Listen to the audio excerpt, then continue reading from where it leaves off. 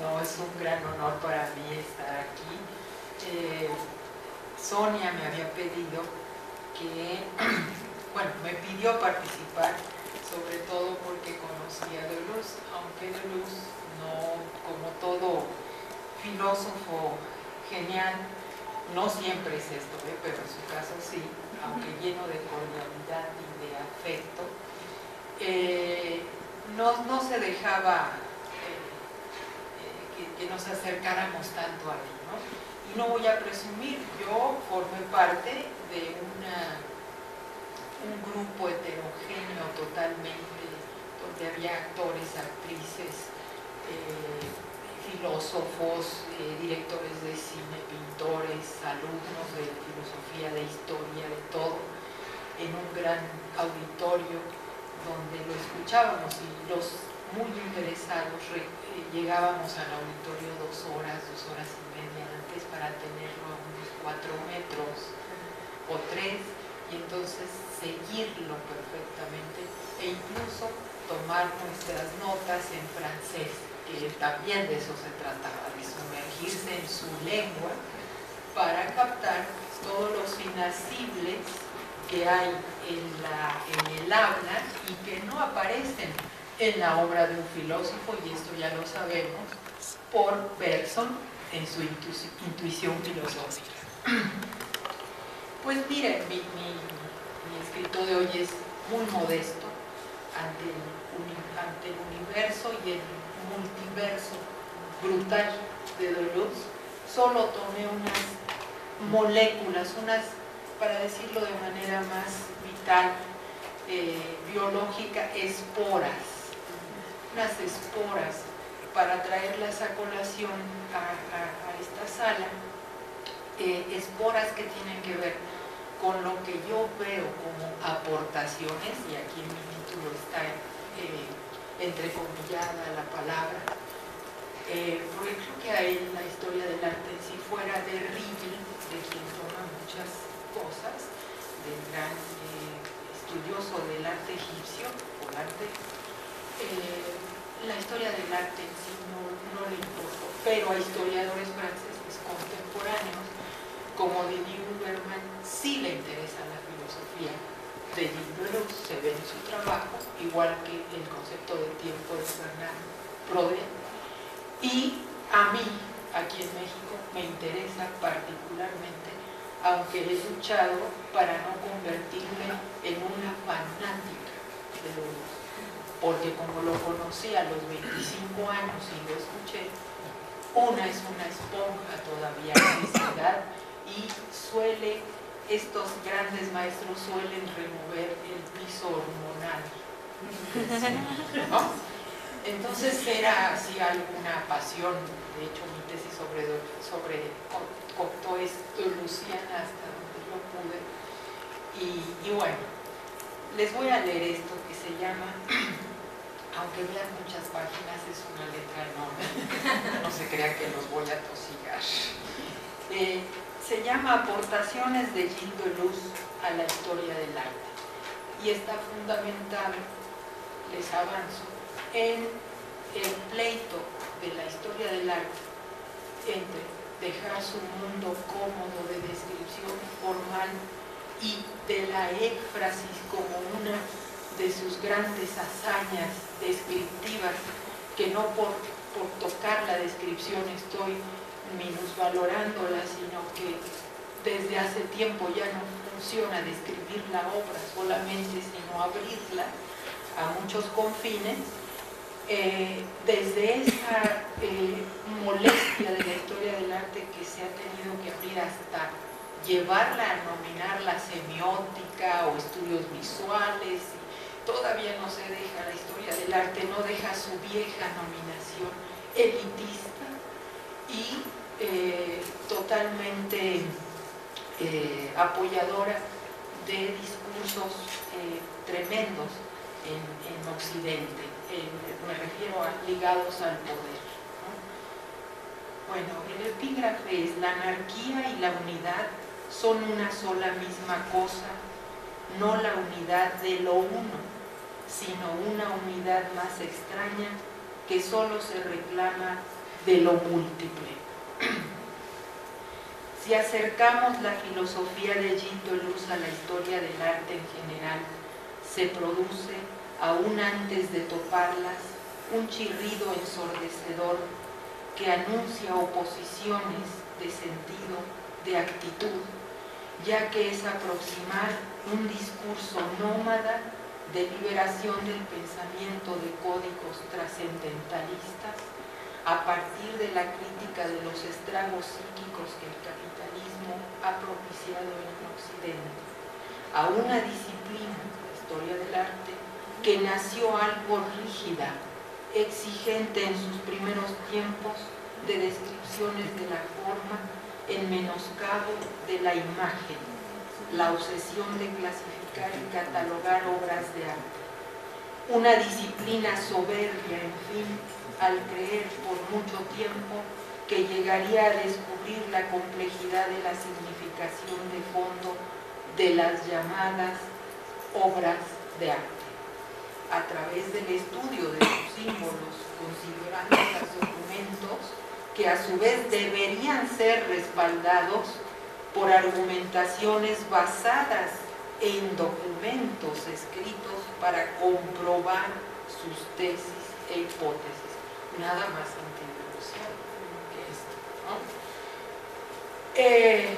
Súmese aún a este paralelo de oposiciones la admiración del concepto de multiplicidad y, dicho de modo abarcante, la pasión de Deleuze por la diferencia y la repetición. Antes de abordar algunas moléculas, o no, esporas, del pensamiento deleuziano que contribuirían a dinamizar al máximo la historia del arte contemporáneo, no está de más recordar que la historia del arte se originó en una primera fase del deslumbramiento de Vasari ante las obras de los artistas del Renacimiento italiano, y veremos que con Deleuze su pasión por el arte se mueve por el deslumbramiento, aunque él amuebla con conceptos finísimos, trabajados como un menuisier, como él decía, como un tejedor de bejuco, amuebla su visión del arte, pero como Vasari, él admira el arte en muchos sentidos que descubrimos en su obra, de esta manera admirativa, de esta manera deslumbrada, creo yo, hasta donde conozco su obra y recuerdo el discurso de Vasari, que a todos les llama divinos, o creo que a Miguel Ángel y a Da Vinci y a los otros también los llena de adjetivos, pero por esa intuición de Vasari de que ahí hay algo nuevo, tremendamente nuevo para si no la historia del arte, para la cultura italiana y europea, ¿no? Instituyendo lo de Vasari y la historia del arte, de algún modo la figura del artista, personaje surgido en aquel periodo y a quien el capitalismo ha mangoneado de diversas formas. No se crean que voy a ir por las ramas. La hegemonía de la estética griega clásica persistió liminalmente en el gusto de los historiadores del arte hasta el siglo XIX y aún en la primera mitad de la última centuria, teniendo el trasfondo del siglo XVIII con Winckelmann, a quien se debe la siembra de que el concepto de belleza no puede competir con el arte contemporáneo, minimizándolo de alguna manera. La hipótesis que el colonialismo europeo es el responsable de esa historia del arte formalista y clasificatoria de los maravillosos botines culturales que sustrajo a las culturas subalternas por vía de una visión arqueológica del arte, puede funcionar para redondear estos apuntes sobre algunos derroteros de la historia, de esa historia frente a momentos de la filosofía deleuziana. Es decir, lo del objeto artístico, etcétera, viene de la tendencia clasificatoria y clasificativa de la arqueología. De hecho, en Francia, y él fue educado en eso, la historia del arte se estudia en Vincennes, que es la universidad de avanzada, espero que aún lo sea, hace tiempo que no estoy ahí, y en la Sorbona, donde la historia del arte y la arqueología van absolutamente de la mano. Al leer como historiadora y crítica del arte los textos en que Gilles Deleuze se ocupó de las artes, es decir, algunos, es decir, al adentrarme en ellos como una estudiosa de la imagen visual y de la teoría de la imagen en todas sus versiones, con preeminencia de la visual y la escritural en liga con la estética, afirmo que la historia del arte no le interesó al pensador francés como disciplina. Lo que le atrajo fue el arte y su complejidad en movimiento, así se tratase de las imágenes fijas de la pintura, su estatus de productor de objetos a ser percibidos y como semillero de elementos incitadores a esbozar a partir de esa complejidad una constelación conceptual en tenor experimental, lejos de definiciones delimitantes. Y luego finalmente su visión del arte del arte nunca dejaría de aquilatarlo sin conceptualizarlo, lo que la pintura le ofreció como imagen cromática compleja y como trampolín hacia el acto de pintar, traduciendo a textos sustanciales y aportadores de un nuevo visillo que correr para mirar la obra como sucesión de sensaciones o como flujo, veremos algunas citas, y acontecimiento, multiplicidad y afecciones en una dinámica incesante. Al auscultar los estatutos internos y exteriorizantes, díganse usos sociales de las obras materiales o desmaterializadas, de la imagen visual y sus soportes y otras contenidas en la obra de arte, incluyo las que nos sitúan en una sinestesia inevitable, por ejemplo, la imagen musical, de la cual se ocupó muchísimo, ¿no? En el ritornello, en esos ámbitos que crea respecto de Schumann, y luego para escribir sobre su gran amigo Châtelet, en su texto Châtelet Verbe, la música como arte y también la música como un recurso metodológico infinito para salirse con la suya, que eso siempre, aún en mi juventud, lo descubrí, y creo que eso es lo que me fascinó de su discurso múltiple. Al auscultar en la pintura y el percepto y el afecto, hay destellos que un historiador del arte contemporáneo, consciente de la apertura excesiva que se tienen que abrir sus formas de trabajo en lo metodológico y en lo conceptual, no podría desdeñar. Cierto que fuera de sus escritos dedicados a la pintura y a lo que el arte suscitó a su pensamiento, están otros donde hallamos conceptos y formas de abordaje y de dar sentido al discurso. Para ver algunas de las que considero aportaciones suyas a mi disciplina, desde el punto de vista conceptual y metodológico, y percatarnos de cómo extendía la potencia del concepto, a veces como un todo integrador en movimiento, otras como analogía con la realidad cotidiana, como red fractal o infinita estepa, me atrevo a decir, hay que atender al problema de su interés en polos opuestos en la pintura, la que conserva, que es la figurativa, y la que aún siendo figurativa ofrece mucho campo en cuanto al proceso de pintar y más aún al acto de pintar indisolublemente ligado a la sensación. De todas formas, será su concepto de percepto y afecto, desde mi punto de vista, uno de los más vigorosos, tanto para reaprender a ver un cuadro como para vincular a la pintura con el mundo y saber que nosotros estamos en su ámbito a través de la sensación y la afección. tanto en Francis Bacon, La lógica de la sensación, del 82, Pintura, el concepto de diagrama, que contiene sus clases impartidas en Vincennes, de marzo a junio de 81, sobre pintores modernos, y qué es la filosofía de 91, escrito en vínculo con Guattari, hallamos esos conceptos tan buscados.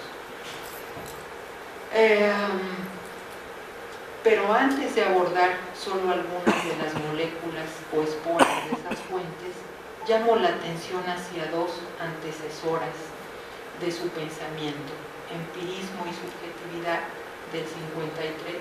y comentarios que son comentarios a Hume respecto de la regla y la pasión, en Obra de juventud, en donde ya se vislumbra la dinámica que seguiría su pensamiento en el futuro, y Diferencia y repetición, de 68, toda una galaxia en movimiento sobre el proceso de lo que anuncia su título en el fárrago de la vida. ¿Qué historiador del arte podría negar que en aquella obra de Deleuze joven se encuentran planteamientos que nos llevan a pensar sobre el juego límite-extensión en el neoclasicismo o el concepto de lo clásico, por ejemplo? Escribe Deleuze: Hume nos dice que la regla general es esencialmente la unidad de una reflexión y de una extensión. La pasión se extiende porque se reflexiona.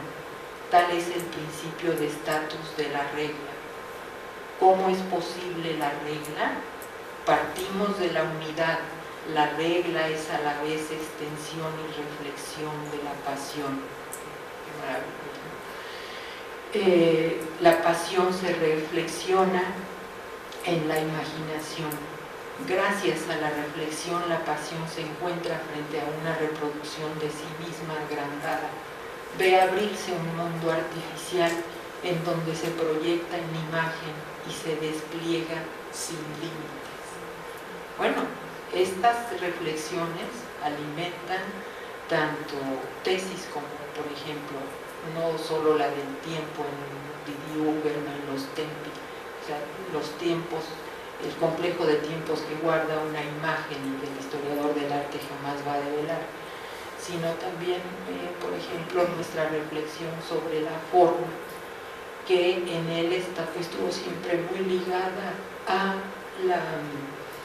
la visión, al concepto de forma en Spinoza,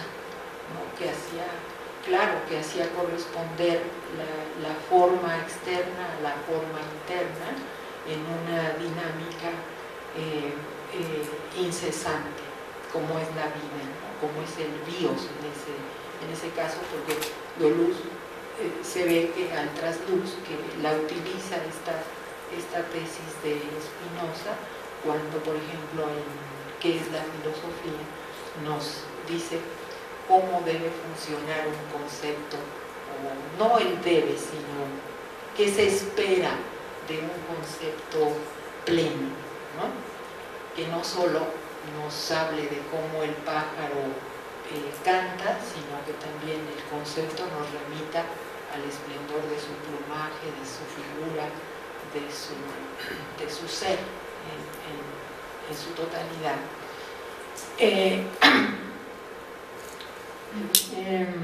En Diferencia y repetición, obra tan desbordante en sus alcances de visión de los procesos de la vida como acontecer,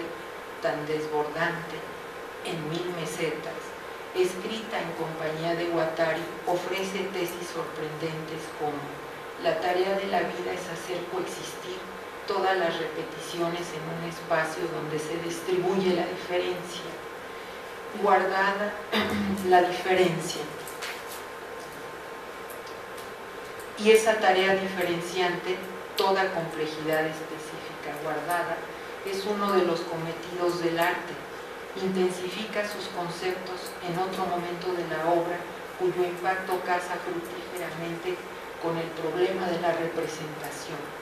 una de las puntas de lanza conceptuales de la historia del arte en todo momento, aún en el abstracto, en el arte desmaterializado, etc. Ahí está siempre el fantasma de la representación y la necesidad de abordar. Y dice, nuestro problema concierne la esencia de la repetición. Se trata de saber por qué la repetición no se deja explicar por la forma de identidad en el concepto o en la representación. O sea, que el que en la naturaleza haya repetición y diferencia y en nuestra habla y nuestra vida no tiene liga directa, quizá en algún momento, con que eso sea representar. Repetir no es representar, ¿no? Aunque la representación sea un recurso natural del equipaje de la mente para poderse abrir camino, no solo en la mente del historiador del arte, sino también en nuestra psique, en nuestra vida. Tanto en Francis Bacon como en pintura, el concepto de diagrama, y en su concepto de percepto afecto en la pintura, en qué es filosofía, qué es la filosofía, Deleuze no explicita la tesis que hemos escuchado, pero se escucha su resonancia en varias reflexiones. En Bacon dirá que se ocupa de una lógica de la sensación en el pintor, desde lo simple a lo complejo, orden que solo vale en el marco de una lógica general de la sensación y de esta en ese pintor. La cima de esa lógica, que pasa por lo figural o proceso por el cual Bacon aísla sus figuras en espacios circunscritos por la curva, será la sensación colorante.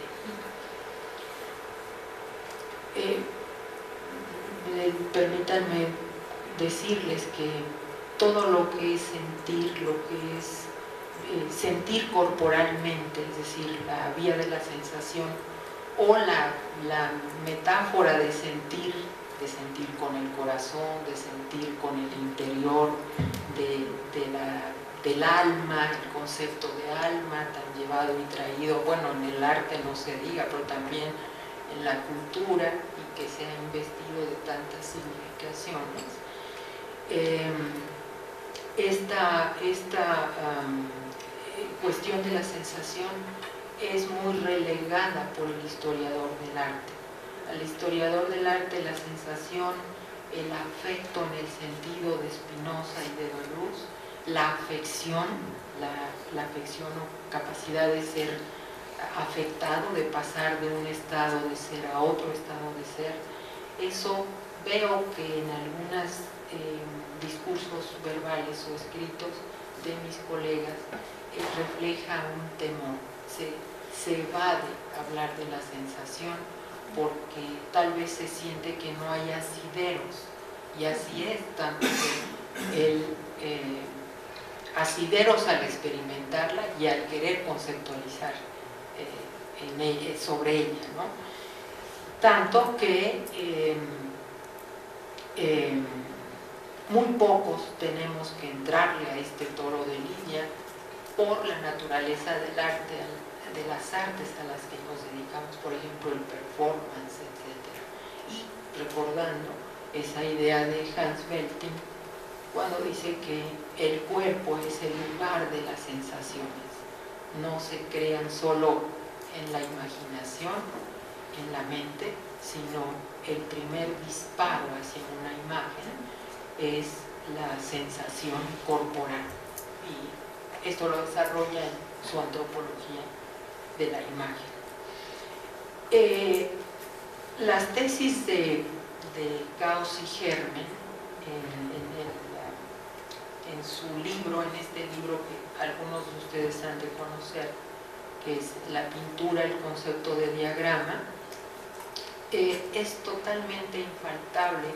en los recursos del historiador del arte actual. ¿Por qué? Porque aún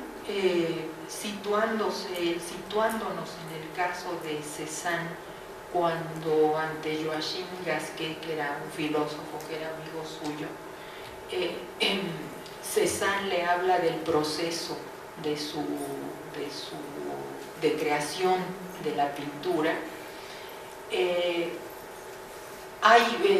Deleuze pergeña y conceptualiza de manera espléndida la cuestión de la pintura como un remonte, primero catastrófico, un caos germen por el que tiene que pasar el pintor, y esto lo expresa Joachim Gasquet en las conversaciones con Cézanne y otras que tuvo con Émile Bernard, pintor, pero Gasquet era filósofo. Incluso Gasquet creo que le hace leer a Kant, etc. Y él va asimilando como un pintor, como un hambriento visual, por decirlo así, y atacante del impresionismo, queriendo regresar al lienzo, el orden de la naturaleza, lo que él llamaba el orden de la naturaleza, como habla de que la pintura asciende en el lienzo, es decir, del caos, de la catástrofe, que es la búsqueda del diagrama, o el momento en que la pintura, el cuadro, toma sus caminos múltiples, esos que no pueden ser otros sino esos, dicho de manera muy sencilla, eso sería el diagrama, el orden que va surgiendo en la obra a partir de ese momento necesario. ¿Y el teatro cuál es su función? Pues el teatro habla de la intensidad, presenta, desdobla la intensidad de la vida, pero el teatro baja. O sea, es muy interesante ver el sentido que los artistas dan mentalmente al origen del arte que practican o del arte que configuran y en el que se mueven parte de su vida o toda su vida. Entonces, ese concepto que, por ejemplo, en Cézanne es la llegada al acto pictórico y al orden de la naturaleza, que es lo que más le interesó siempre después de la etapa simbolista por la que pasan todos los pintores franceses que aportaron algo a la pintura, así lo hicieron. Y, por ejemplo, Turner llega a esferas de luz. A él no es tanto el acto de pintar, sino el pintor de la luz, que es Turner. Entonces, en este libro, Deleuze nos acerca en el primer capítulo a estos cuatro pintores, Cézanne, Bacon, Klee y Turner, y maneja estos conceptos que a un historiador del arte le nutren enormemente tanto su visión de la pintura como su metodología. Perdón, es que me dio una bronquitis en un viaje y sí quedé un poco afectada, se me va un poco la voz. Gracias. Bueno, ya yendo hacia una conclusión, les diría que el percepto y el afecto, quizá muchos de ustedes lo saben, lo han leído en Deleuze, en este gran libro, que es no solo para los filósofos, para los que nos dedicamos al estudio del arte, practicamos la poesía, y para quien vive, creo que lo más importante en la vida es vivir y leer, y luego ya viene todo lo demás, ¿no? Vivir y leer creo que es, antes que irse a sentar a escribir, hay que vivir y leer, eso creo que es el punto de partida. En qué es la filosofía me sorprendió y me dio armas extraordinarias para trabajar en performance el concepto de percepto y afecto desde el hilo de la sensación unida al afecto. ¿Qué es el percepto? Son paquetes de sensaciones que las obras de arte guardan, aunque Deleuze en ese capítulo solo está aludiendo a la pintura y a la pintura figurativa. Inicia su capítulo con hablando de la niña que por siempre estará en ese cuadro, una niñita rubia, estará por los siglos de los siglos, por ende la pintura conserva de alguna manera, es un arte de la conservación. Y cada vez que el espectador la ve, yo así puedo leer esa tesis de Deleuze, ese paquete de sensaciones se pone en marcha y nos hace experimentar lo que Didi Huberman a su manera conceptualiza a través de los tempi, que es imaginar el tiempo del pintor, quiénes habrán sido esos que vemos ahí, esa niña, nosotros frente a la obra y nuestro tiempo considerado como era, como momento histórico. Creo que estos textos, además de Emile Plateau, el modelo estético y por momentos en su infinita complejidad en esa obra, en 1000 Plateau o 1000 mesetas, que yo lo traduciría como 1000 foros, más que mesetas, 1000 foros, ¿no? Porque el Plateau es el foro, es el equipo del cine, etcétera, como una traslación hizo 1000 foros. Son los puntos de partida para pensar en lo que podemos llevar a la historia del arte de ese mundo de Luciano. Leeré unas conclusiones. Yendo hacia el cierre de este breve apunte, afirmo el modo de trabajo de Deleuze entre el rigor, la precisión del concepto, para que éste despliegue al máximo su poderío, su constante configuración de agenciamientos, líneas de fuga, planos de consistencia, que él trabaja en su obra, todos estos grandes conceptos, exhortaciones a experimentar en lugar de definir, alumbra tanto nuestra apreciación de la historia social del arte a la antigua, es decir, formalista, historiográficamente hablando, como la que en la práctica de conceptualizar y escribir toma nuevos vuelos en el quehacer de la curaduría, la crítica del arte y todo lo concerniente a los museos concebidos como lugares de traza de líneas de fuga por no pocos especialistas ligados al trabajo en esos ámbitos y ya no como cuadrante de muros para colgar cosas. Sin embargo, la conciencia de que un concepto debe abrazar el mayor número de elementos de aquello a lo cual conceptualiza, como el ejemplo del pájaro, el que es la filosofía, de que la escritura sea una forma de desterritorialización que nos haga devenir otra cosa que escritores y que nosotros mismos,